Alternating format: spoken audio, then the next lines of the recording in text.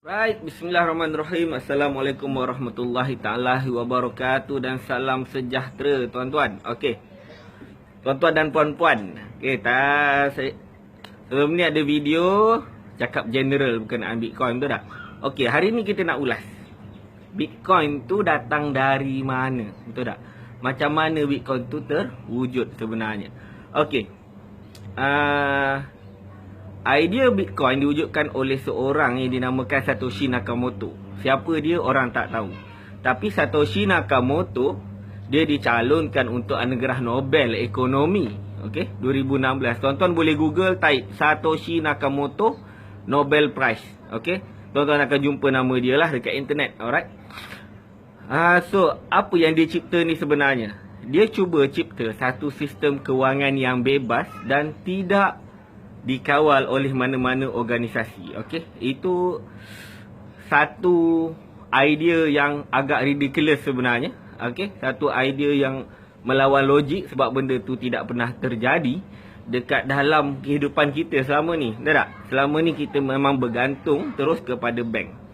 Okey, kenapa Satoshi Nakamoto cipta? Sebab pada dia terlalu banyak kelemahan dengan sistem kewangan yang ada sekarang. Okey, sistem kewangan yang ada sekarang ni, kalau kita nak buka akaun bank, kita mesti ada IC, kita mesti ada pasport untuk kita buka akaun bank. Tapi punyalah ramai orang satu dunia ni tidak mempunyai IC dan pasport. Itu satu, okey. Dan ramai juga orang walaupun dia ada IC dan pasport, dia tidak layak untuk buka akaun bank sebab tidak mampu. Okey, contoh kalau nak buka akaun bank pun RM250, betul tak? Bukan semua orang mampu. Jadi, tanpa kad debit, tanpa kad kredit, pula tak ramai orang boleh buat transaksi online. Okey. Jadi, dan kalau orang yang jauh daripada mesin cash deposit, langsung tak boleh nak buat transaksi online. Jadi, tak boleh nak beli barang online. Kena guna pakai Maybank to you kawan. Kena pakai kad debit atau kad kredit kawan. Okey. Nak buka akaun PayPal pun, untuk top up kalau PayPal pun mesti pakai debit atau kad kredit. Okey. Jadi banyak sangat limitasi ke atas sistem kewangan yang ada sekarang. Maksudnya hanya individu-individu dari golongan tertentu sahaja, okey, yang mampu untuk buat transaksi kewangan ini. Yang lain tu boleh macam biasa je lah. Dan orang-orang yang tidak ada IC, tidak ada pasport, langsung tak boleh terlibat dalam sistem kewangan yang ada sekarang. Dia orang punya simpan cash, simpanlah bawah bantal, simpan dalam rumah kan, simpan bawah katil duit. Kalau hilang kena rompak apa semua, banyak sangat bahaya dia. Okey, berdata asing tanpa izin apa semua pun tidak ada bank untuk diorang simpan duit diorang. Okey, so keadaan-keadaan ini Satoshi Nakamoto dia cipta satu teknologi yang mana dengan teknologi ini kita boleh transfer duit berapa pun jumlah, di mana sahaja di dunia, tanpa sebarang syarat, tanpa sebarang kelayakan, instant, dengan fee yang sangat-sangat rendah atau charge yang sangat-sangat rendah. Okey, bercakap pasal charge, setiap kali kita nak buat transaksi duit, kita mesti kena charge. Kalau kita nak hantar duit beribu-ribu dolar ke luar negara, kalau kita menggunakan PayPal, Western Union, MoneyGram ke, semua kena charge fee. Dan fee ini mahal sebenarnya. Okey, dan bukan semua orang mampu untuk menanggung fee ini. Alright. Jadi Satoshi Nakamoto cuba cipta. Okey. Jadi dia keluarkan white paper pada tahun 2008. Okey, pada tahun 2009 dia launch dia punya sistem Bitcoin ini. Okey. Kelemahan yang ada pada sistem kewangan, salah satunya contoh kalau kita nak hantar duit. Contohlah kalau kita duduk di KL, kita nak hantar 50 sen dekat kawan kita dekat Johor. Tak boleh, betul tak? Benda tu agak impossible nak dibuat.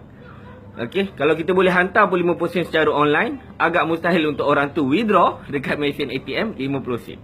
Dan kalau kita ada duit yang banyak, beratus juta ringgit dalam akaun, kalau kita nak bagi kepada kawan kita begitu sahaja pun, akan ada terlalu banyak persoalan dari pihak bank juga.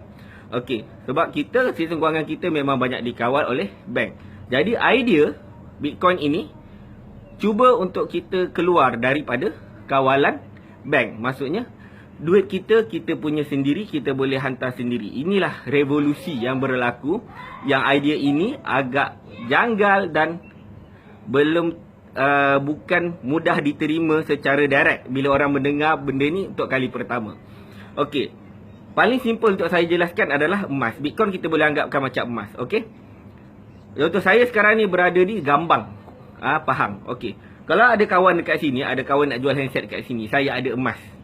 Saya bagi emas saya dekat dia, dia bagi handset dia dekat saya. Okey. Settle lah, betul tak? Tak perlu melalui bank, tak perlu melalui siapa-siapa. Okey. Saya bagi emas saya, dia bagi barang dia. Okey lah, dah berlakulah jual beli dekat situ. Saya setuju dengan harga dia bagi, dia setuju dengan jumlah emas saya bagi. Okey.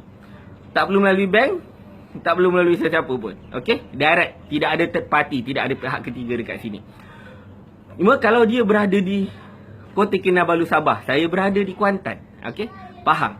So macam mana saya nak bagi dekat dia emas? Kalau dia terima emas saya. Tak boleh, betul tak? Tak boleh. Nak tak nak, saya kena tukar emas saya kepada bentuk ringgit. Okey? Atau USD atau fiat money yang lain-lain, dan saya bantar kepada dia. Okey. Boleh faham lah? Dan kat situ saya akan dikenakan fee. Alright. Tetapi jika ada cara untuk saya hantar emas saya direct kepada dia tanpa menggunakan bank. Okey. Benda tu mudah tak? Mudah. Kenapa kita nak pilih emas berbanding fiat money? Sebab emas kita bawa dekat mana-mana pun dalam dunia, emas tetap bernilai. Okey, emas tidak bergantung kepada siapa-siapa. Betul tak? Harga dia bergantung kepada supply and demand. So, emas bernilai. Tapi kalau kita bawa ringgit, ada negara dekat dalam dunia ini yang memang ringgit dia ambil terlalu rendah ataupun dia tidak terima ringgit. Okey. Tapi emas kita bawa mana saja dalam dunia ni, emas tetap bernilai. Okey. Jadi kalau kita ada cara supaya emas kita tu kita boleh bawa ke mana-mana, sangatlah mudah. Okey. Cuma emas fizikal yang kita ada sekarang ni agak sukar untuk digunakan sebab kalau kita pergi kedai mamak, kita minum semua RM14.50. Macam mana kita nak bayar pakai emas takkan kita nak kikis? Betul tak?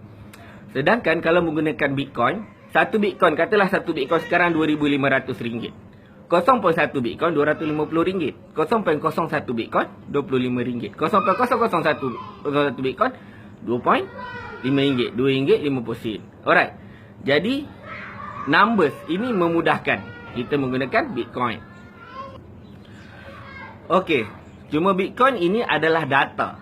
Okey. Sebenarnya Bitcoin adalah data. Data yang sangat-sangat mahal. Ini cara saya memandang Bitcoin lah. Okey. Data yang sangat mahal, data yang sangat unik. Okey. Jadi basically ini adalah penghantaran data. Jadi mudah tak kalau kita boleh hantar duit, semudah kita menghantar SMS, semudah kita menghantar WhatsApp, semudah kita berFacebook Messenger, berTelegram dan sebagainya. So inilah revolusi Bitcoin. Okey. Jadi Bitcoin ini dicipta supaya dia bergabung dengan internet, memudahkan kita menggunakan Bitcoin. Okey, semudah kita menghantar SMS. Okey. Cuma Bitcoin ini Satoshi Nakamoto cipta untuk dia jadi independent. Okey, dia jadi bebas, tak boleh dikawal. Okey. Selama ni kalau kita pakai WhatsApp, WhatsApp ada dia punya server. Orang yang jaga server dia dibayar gaji oleh WhatsApp. Okey. Kalau kita berFacebook Messenger, Facebook Messenger dia ada server dia, server Facebook lah. Okey. So orang yang jaga server Facebook tu dibayar gaji oleh Facebook. Okey. Sama juga Telegram dan sebagainya. Jadi ini penghantaran data. Okey. Jadi Bitcoin ni, untuk membolehkan Bitcoin ini ditransfer ke sana sini, mesti ada dia punya server lah. Ada sesuatu yang tolong powerkan dia punya sistem. Tapi Bitcoin tak ada company, Bitcoin tak ada syarikat. Okey. Jadi macam mana nak buat? Macam mana nak buat benda ni? Jadi dia open kepada public. Siapa saja yang ada connection kepada internet boleh menjadi server ataupun tolong powerkan sistem ini. Tolong powerkan sistem ni secara volunteer, secara sukarela. Orang boleh terlibat dan sebagai server untuk membantu transaksi Bitcoin ini supaya tanpa diorang transaksi Bitcoin ni tak boleh berlaku. Okey, tanpa server-server ni tidak ada transaksi Bitcoin boleh berlaku. Jadi Facebook yang kita pakai ni dia ada server di satu tempat. WhatsApp dah ada server di satu tempat. Okey, tapi Bitcoin, siapa saja dalam dunia yang ada akses kepada internet boleh menjadi server kepada Bitcoin punya transaction. Okey, boleh faham tak? Okey, jadi orang-orang yang volunteer diri dia untuk menjadi pengesah kepada Bitcoin ini, orang-orang inilah yang dipanggil Bitcoin miner. Okey. Alright. Jadi kalau kita nak fikir secara simple, WhatsApp ada server dia, Facebook ada server dia, yang lain semua ada server dia. Bitcoin dia ada server dia, tapi server dia bersepah satu dunia. Siapa saja boleh volunteer menjadi server dia. Jadi kalau server sini rosak, sini ada lagi. Server sini rosak, ada lagi. Jadi dia satu sistem yang tak boleh dimusnahkan kecuali internet shutdown satu dunia. Okay, faham? So selagi ada orang menjadi server, menjadi Bitcoin miner atau menjadi pengesah kepada transaksi Bitcoin ini, selagi itu transaksi Bitcoin ini akan berlaku. Sebab tu ramai orang cakap salah satu-satunya cara untuk tutup Bitcoin adalah dengan tutup internet satu dunia. So dia jadi satu sistem yang bebas, yang tak bergantung dengan siapa-siapa, janji, dan dia hidup di dalam internet. Okay. So Bitcoin kita boleh anggapkan dia protokol, tapi dia protokol yang berjalan di dalam internet. Okay. Internet kita tahu, kita pakai, betul tak? Siapa tuan punya internet? Siapa pencipta internet? Okay. Internet adalah bebas juga, betul tak? So Bitcoin dia bebas, tapi dia berjalan di dalam sistem internet. Okay. Boleh faham lebih kurang lah. Okay. So itu cerita dia. So pengesah-pengesah ini orang-orang yang volunteer untuk menjadi pengesah, untuk menjadi Bitcoin miner ini. Diorang dapat income dari mana? Mana ada orang nak buat kerja free, betul tak? Tak pasal-pasal, okey, kita gunakan komputer kita untuk membantu transaksi Bitcoin. Okey. Takkan kita nak buat kerja free. Zaman sekarang mana ada orang nak buat kerja free.